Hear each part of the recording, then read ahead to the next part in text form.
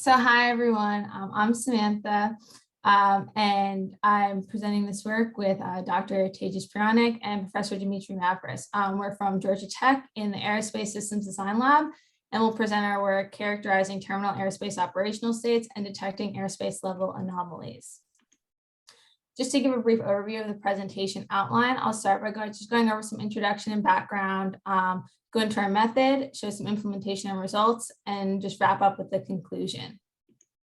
So to start off, air traffic management systems, which I know for all here, we probably all know a lot about air traffic management systems, but they're responsible for the operations of all aircraft, and they perform three primary functions or services. One is airspace management that ensures airspace resources are allocated to system users such that each is able to successfully complete assigned tasks.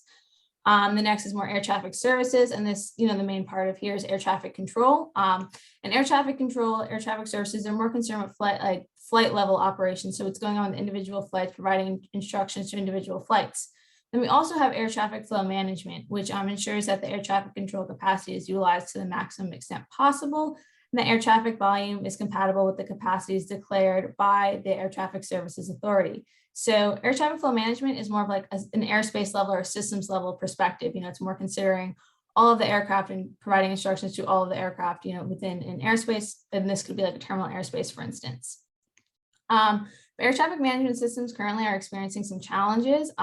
Like they are managing the operations of some of the world's most complex systems, but they're currently limited by some outdated technologies and operational procedures.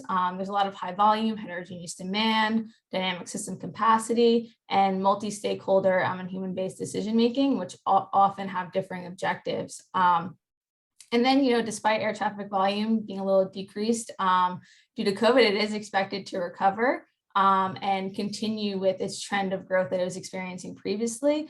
And air traffic management system challenges are anticipated to worsen with the introduction of, advanced air mobility or urban air mobility concepts. So overcoming air traffic management system challenges requires implementation of new operational concepts.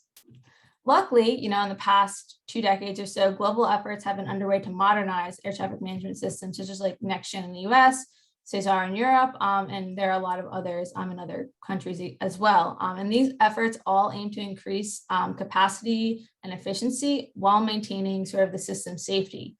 And a big overarching objective in these modernization efforts is a transition to trajectory-based operations, where that goes more from a shift to surveillance-based air traffic management to more trajectory based, and where trajectories can be efficiently managed in 4D, where the 4 dimensions, of course, are longitude, latitude, altitude, and time.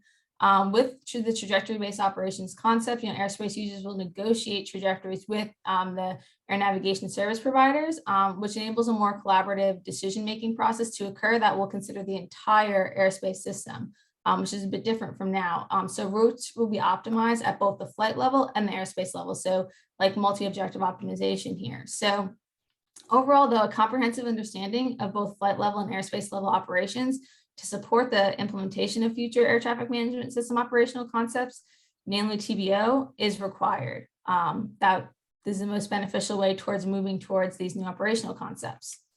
So current assessments, or in general assessing air traffic management system operations, right now they rely heavily on subject matter expert input. There are a lot of exceedance-based rules in terms of identifying operations as being anomalous or to look further into. But luckily, as a product of modernization efforts, a lot of new data generating technologies have been introduced into air traffic management system.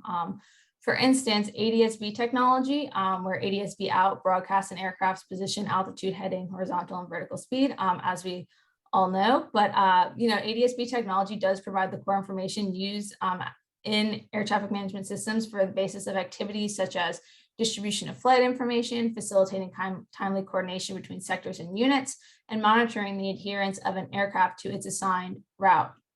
So overall, ADS-B technology and its data provides the basis for application of offline data-driven methods to move further away from this reliance on subject matter experts to assess air traffic management systems. Specifically, anomaly detection has been a huge and very active area of research. It's been identified as a super important task recently, Basor and Olive have reviewed the vast amount of literature on the topic. And even then, since that survey has come out, there's been so many more papers published. It's just such an active area of research. And existing methods to detect flight level anomalies tend to detect them at either the spatial or energy dimensions of air traffic trajectories, but these detections are more at the flight level. So an individual trajectory, could be a spatial anomaly, or an individual trajectory could be experiencing, an energy anomaly, or like not conforming its energy metrics. And while detecting the anomalies at the flight level does provide very crucial knowledge, it's important to remember that each individual flight operation is a product of the operations of a larger airspace system overall. So it can be said that individual flight trajectories are not independent. Therefore, it's not possible to improve the capacity, efficiency, and safety of air traffic management systems without performing analysis, such as anomaly detection at the airspace level. So, just bringing a bit of a level up. And in terms of like what airspace level anomaly detection could look like, it would be concerned with detecting airspace level operational states as anomalies, where here, like I'm defining operational state as the aggregation of trajectory time series data of all flights operating within an airspace during a specified time interval. So something a little different between airspace level analysis and flight level analysis is airspace level analysis does require kind of like a time interval over which to perform the analysis, because it kind of requires like a snapshot in time rather than just you have this time series of trajectory data. And then similar operational states, they can form something which I'm calling an operational pattern, where an operational pattern is more of like a set of operational states that can form to, for instance, a distinct combination of air traffic flows or a distinct airspace configuration that's observed regularly. So this is, pretty straightforward. But it's noted that some operational states may not conform to these, very observed regularly and distinct operational patterns. And in that case, if an operational state, so like, the aggregation of trajectory time series data of all flights operating within an airspace during a specified time interval doesn't conform to one of these operational patterns, the operational state could be either, transitional, where the airspace is kind of transitioning between, one distinct operational pattern or configuration to another, or it could simply be anomalous, where like it actually something is looking very weird about it. A lot of aircraft are behaving weirdly, so not conforming to an operational pattern, nor experiencing an evident transition between two operational patterns. And then nominal operational states are just generally those belonging to an operational pattern. So some existing airspace level analysis methods are available in the literature. The main ones are reference 7, they cluster daily terminal airspace operations with respect to aggregated flight level metadata metrics. And a big limitation here is that the flight level metadata metrics are aggregated rather than the trajectory time series. So this is more like aggregating like things like delay time or something like that, more metadata metrics.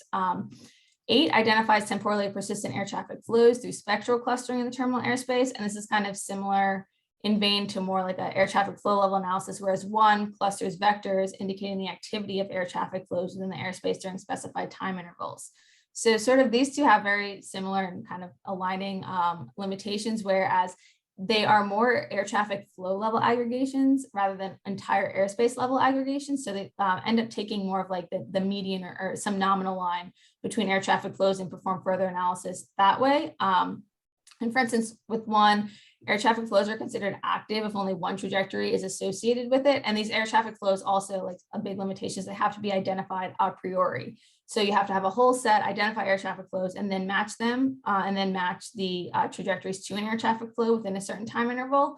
And this will neglect spatially anomalous trajectories. So those that, from what I can tell, are generally pretty ignored or just assigned to the traffic flow to which they most closely belong. And doing this sort of flow level analysis, information regarding the distribution or density of multiple trajectories within an airspace, it's not preserved. So therefore, like also big limitation is that transitional or anomalous behavior of the terminal airspace during these specified time intervals is not considered. It's more methods that have been used just do not consider that the airspace could just not be sort of nominal. And if that's the case, like none of the methods have used proper methods that could say this is something should be further looked into. It's more just a classification exercise. So our overall research objective is to demonstrate the characterization of terminal airspace operational states, whether nominal, transitional, or anomalous, and identify distinct operational patterns with respect to those operational states characterized as being nominal. So just to kind of look into where should we perform this analysis, terminal airspace system is a complex systems of systems related to all operations that occur within the airspace surrounding an airport. But an important thing about terminal airspace systems is that they have a very high density of converging and diverging aircraft, interdependent utilization of both airport and airspace resources, and are much more constrained airspace. Specifically, arriving aircraft operations are identified as being the most safety critical. And this is like a little plot from Airbus in terms of like fatal accidents and non-fatal hull losses that have occurred. And many of them, large proportion, occurred during the arrival phase. So analysis of arriving aircraft operations has the highest impact potential in terms of the overall airspace system. So now I'll move a little bit into our method.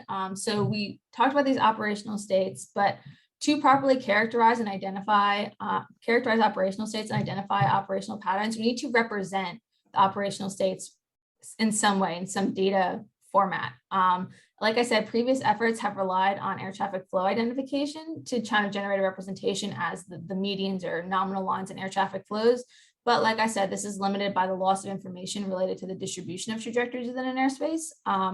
It's noted that the metrics of the spatial metrics within an airspace or for a trajectory are 2D, like latitude, longitude, and they can be projected onto like an XY Cartesian coordinate system, like a UTM transformation or something like that. So if you think about that sort of like a grid, then if we have a matrix, for instance, and this is just, 5 by 5, very simple. Let's say the airport location is that center matrix entry.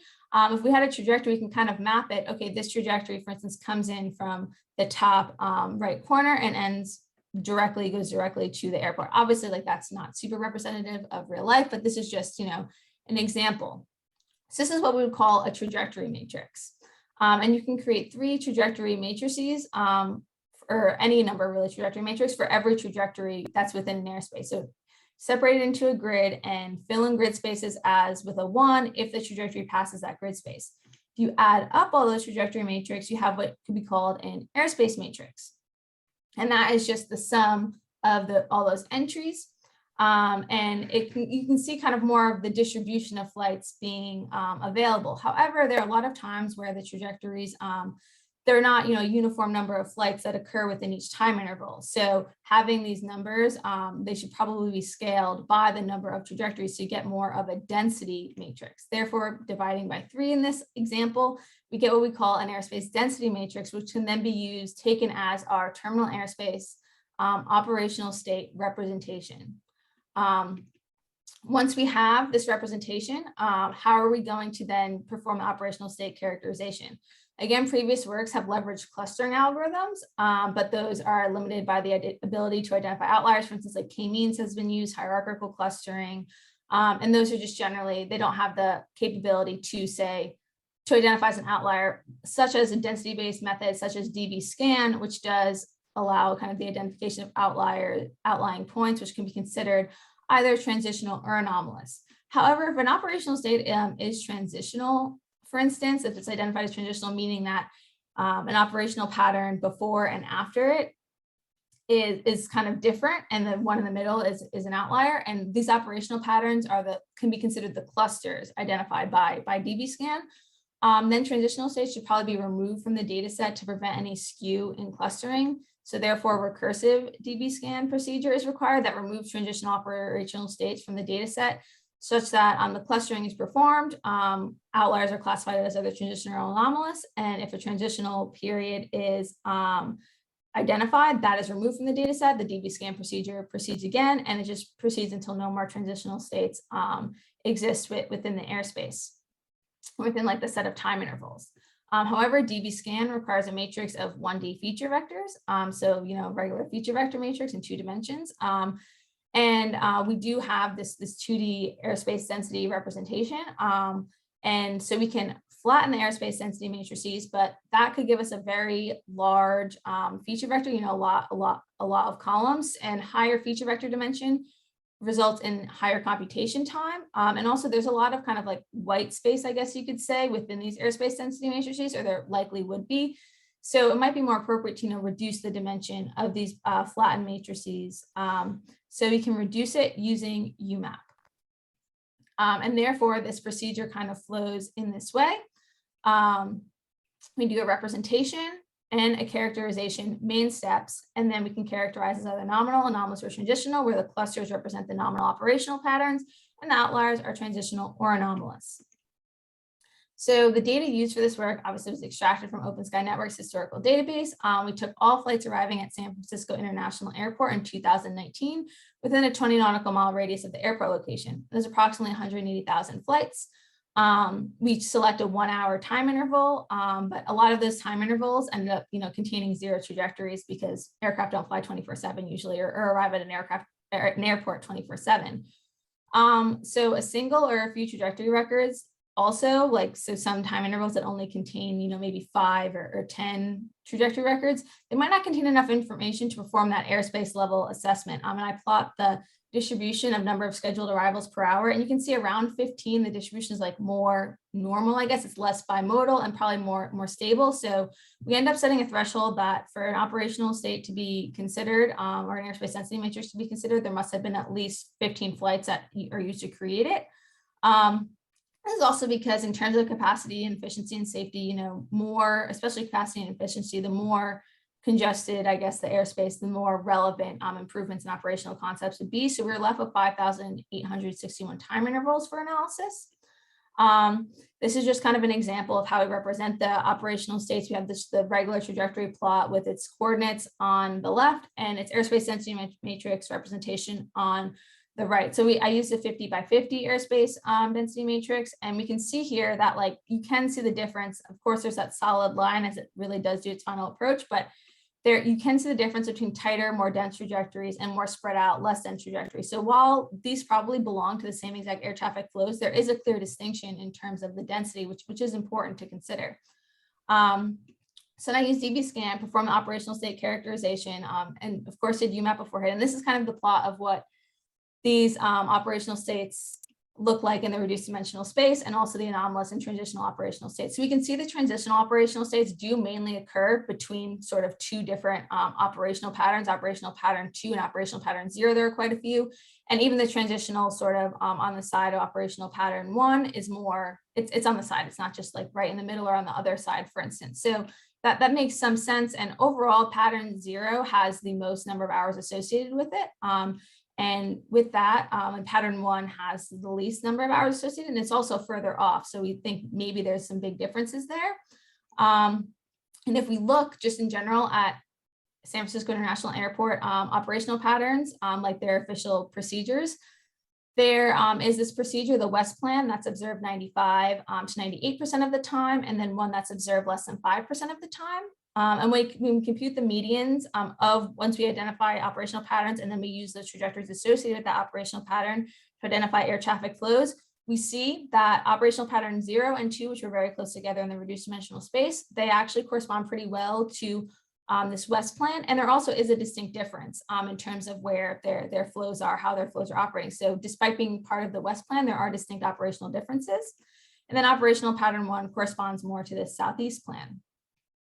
Looking into sort of then what's identified as transitional or anomalous, we have this transitional period from operational pattern 0, clearly a transitional state between 0 and 1 because there are properties of both of those operational patterns within that flow. And then in anomalous, we see a lot of potential go-arounds, holding patterns. And so while one trajectory shouldn't experiencing a go-around or holding pattern within an hour shouldn't result in it being considered anomalous, this clearly has a lot going on and probably is a pretty valid anomaly being detected. So to conclude, we had a method proposed to characterize operational states and identify operational patterns, which we first generated representation of the operational states through the airspace density matrices, and then we applied DB-scan recursively to characterize the operational states as either nominal, transitional, or anomalous, where the clusters represent the nominal operational states, the operational patterns, and then outliers are characterized as either transitional or anomalous, and transitional operational states, when they are identified, are characterized, are removed from the data set such that DB-scan can repeat. And overall, based on the visual inspection of the results, it indicates that the proposed method shows promise in the characterization as well as identifying distinct operational patterns. This is a potential to assist air traffic management system operators, planners, and decision makers in the implementation of new operational concepts. So thank you so much. Hopefully I'm on time, and any questions, I'm happy to answer them.